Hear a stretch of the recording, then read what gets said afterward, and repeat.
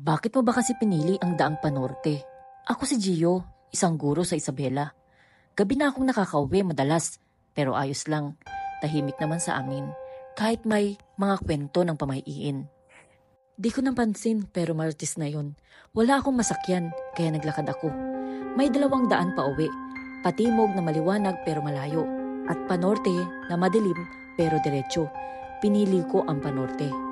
Habang naglalakad ako, napansin kong ang tahimik ng paligid. Walang hangin, walang kuliglig, parang nakasara ang gabi. Tapos, parang may humahabol sa bawat yapak ko. Pero paglingon ko, wala naman. Sa may puno ng askasya, may batang umiiyak sa gilid ng daan. "Anong ginagawa mo rito?" tanong ko.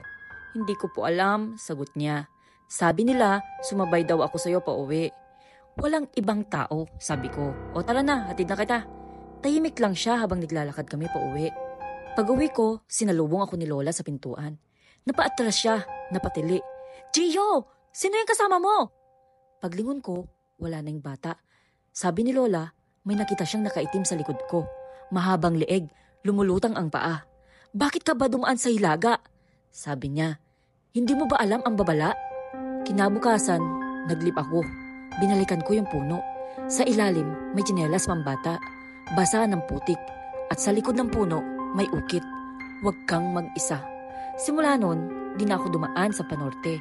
Pero gabi-gabi, kapag tinatawagan ako ni Mama, lagi ang sinasabi, "Sino yung nakatayo sa likod mo?" Follow me for more stories like this.